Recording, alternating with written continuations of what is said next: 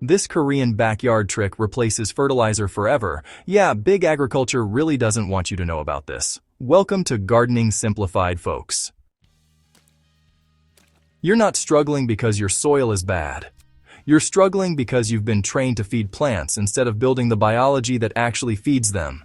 And the result is pretty predictable. Weak growth, constant deficiencies, pest pressure, and a dependency on bottled fertilizers that never really fix the root problem. I've run that cycle myself in raised beds and hydro setups, and honestly, it's expensive, time-consuming, and ultimately limiting. What actually changed everything for me wasn't a better fertilizer. It was learning how to culture and multiply local microbes using a simple Korean backyard method that turns your environment into the fertilizer. The biggest mistake is treating soil like an inert medium instead of a living system. When you rely on synthetic fertilizer, you're bypassing the natural nutrient cycle. Plants get a quick hit of nitrogen, phosphorus, and potassium, but the soil life, the bacteria and fungi that unlock micronutrients, buffer pH, and protect roots, never develops properly. Over time, your soil becomes dependent on inputs because it's biologically inactive.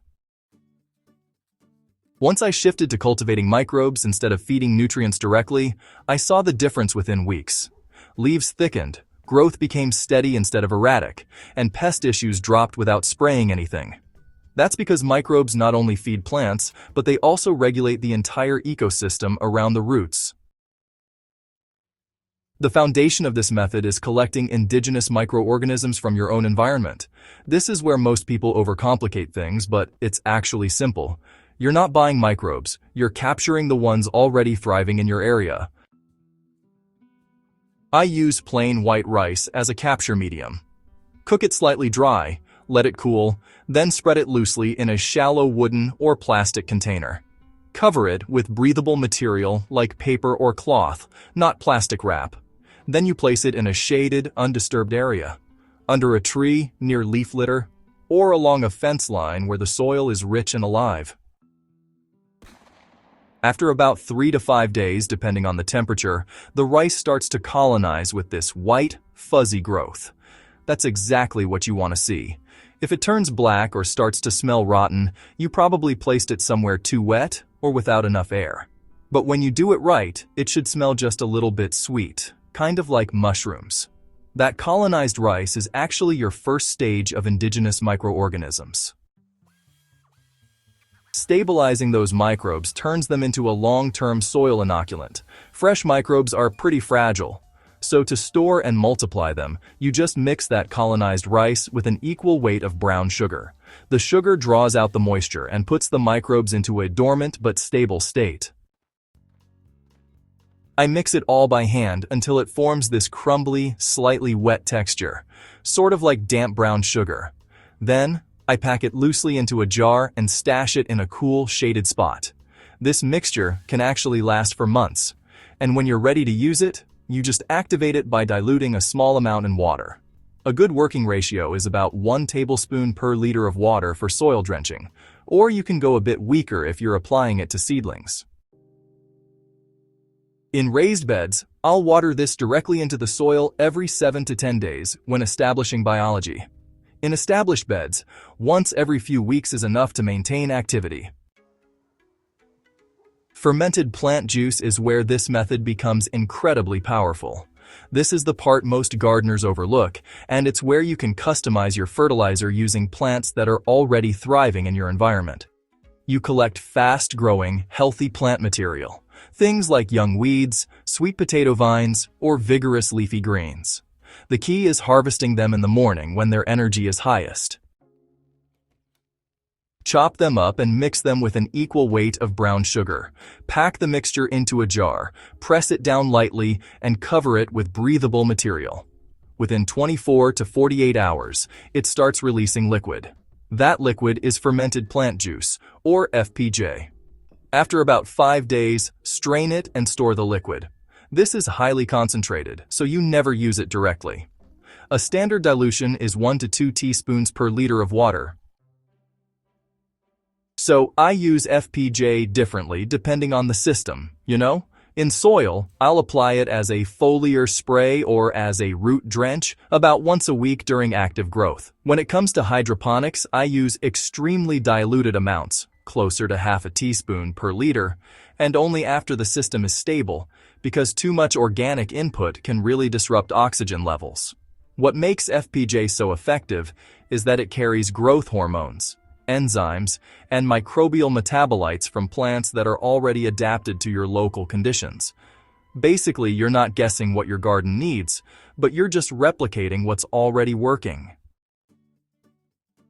Timing and dilution are really where most people either succeed or stumble with this method. More is definitely not better here. If you overload your soil or system with too much fermented input, you can end up creating imbalances or even attract pests. For example, in a small backyard bed, I'll rotate applications. One week I'll use a microbial solution from the rice culture. The next week I'll use diluted FPJ. Then, I might skip a week entirely and just water normally. This kind of rotation gives the biology time to stabilize instead of constantly being pushed. In containers, especially those smaller ones, I dilute even more, sometimes down to 1 teaspoon per 2 liters of water, just because there's less buffering capacity. And in hydroponics, you've got to be even more precise. I only introduce these inputs in systems with strong aeration and biological filtration. Otherwise, honestly, you're better off using them in a separate bioreactor and feeding the output indirectly. This works because microbes unlock nutrients that synthetic fertilizers just can't access. There's a common misconception that soil lacks nutrients, but really, in most cases, the nutrients are already there. They're just locked up in forms plants can't use. Microbes break down organic matter, collate minerals, and create a constant, balanced nutrient flow. They also form relationships with plant roots, extending their reach and improving water uptake. I've actually tested this side by side. Beds treated with synthetic fertilizer alone grow fast at first, then plateau or even decline. Beds managed with microbial inputs and fermented extracts grow a bit slower at the start, but then they really outperform consistently with stronger structure and better resilience.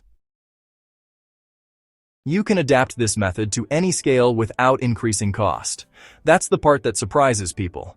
Once you understand the process, your inputs come from your environment. Rice and sugar are the only real costs, and even those are minimal compared to bottled fertilizers.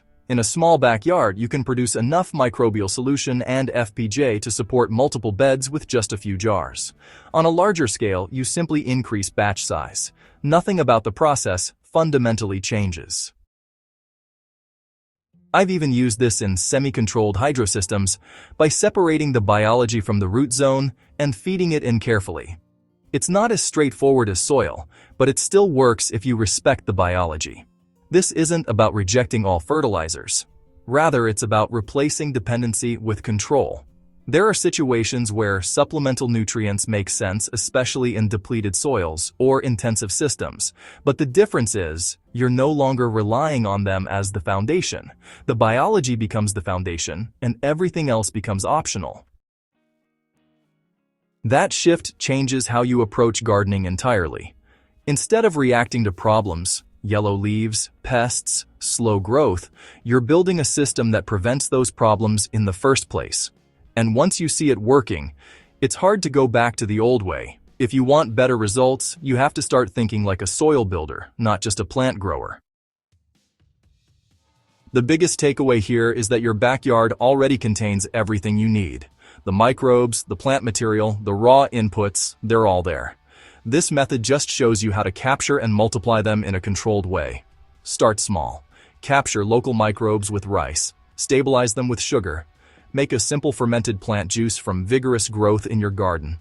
Apply it lightly, consistently, and observe how your plants respond. You'll learn more from one growing cycle using this approach than from years of following generic fertilizer schedules. If you want to keep building a garden that actually improves over time instead of degrading, subscribe to Gardening Simplified and share this with someone who's still stuck in the fertilizer cycle. The more people start working with biology instead of against it, the better our food and our soil gets.